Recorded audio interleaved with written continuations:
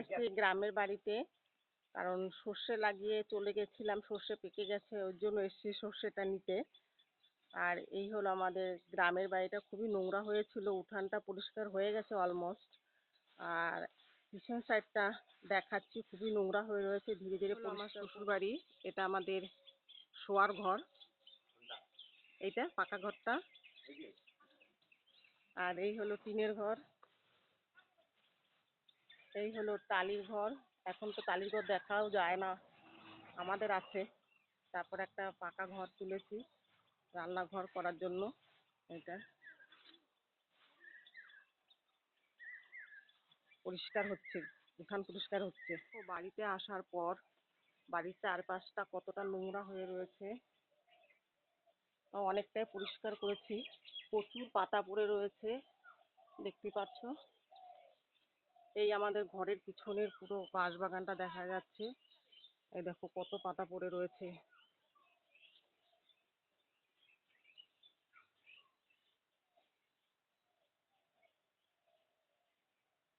প্রচুর নোংরা হয়ে রয়েছে, এগুলো এখন পরিষ্কার করব। এই দেখো একটা বেগুন গাছ। এই আমাদের বাড়ির উঠান, উঠানটা আমরা পরিষ্কার করে ফেলেছি, অর্ধেক উঠান পরিষ্কার হয়ে গেছে। এই আমার সেই তুলসী মন্দির। আমার কর্তা মশাই পরিষ্কার করছে নিজের ঘর। করো করো, করে ফেলো, কারণ প্রচুর পাতা পড়েছে।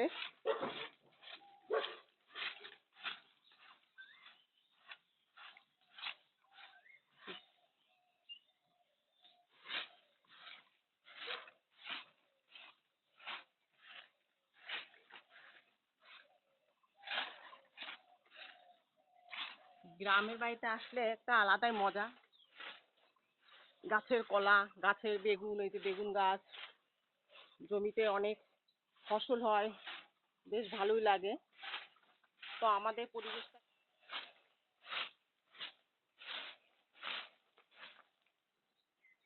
এত পাতা, বাপরে বাপ। কাঁঠাল গাছ আর জাম গাছের পাতা পুরো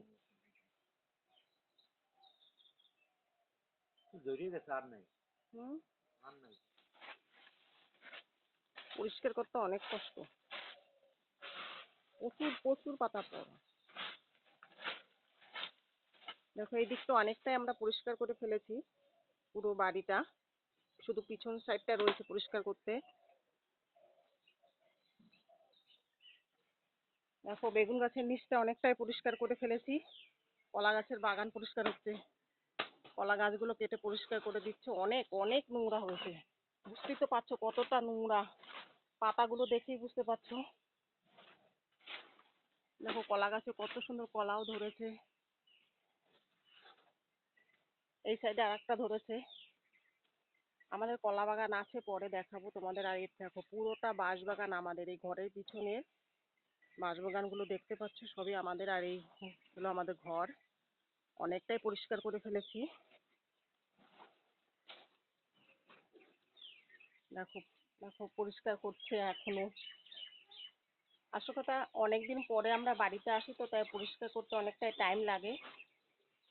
তো অলমোস্ট অনেকটাই পরিষ্কার হয়ে গেছে, ওইখানে পুরোটাই পরিষ্কার করে দিয়েছে। এই বেগুন গাছের এখানে অনেকটাই নোংরা ছিল, কলা গাছের ওইখানটা প্রচুর নোংরা ছিল, সবই পরিষ্কার হয়ে গেছে। আমাদের শ্বশুরবাড়ির একটা প্লাস পয়েন্ট কি জানো, একদম বাড়ির সামনেই আমাদের মেন রাস্তায়, দেখো ওই হলো রাস্তাটা। আমি রাস্তাটা একবার দেখাচ্ছি কি, একদম ঘরের সঙ্গে লাগানো রাস্তাটা। এখান থেকেই আমরা টোটোতে যাই।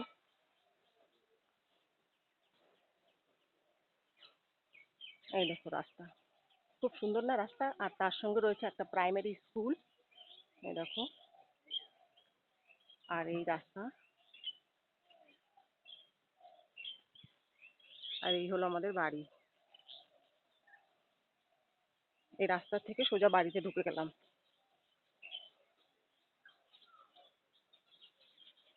তো কেমন লাগলো আমার শ্বশুর বাড়ির পরিবেশ অবশ্যই জানাবে কিন্তু। আজকের মতন এখানেই বাই বাই।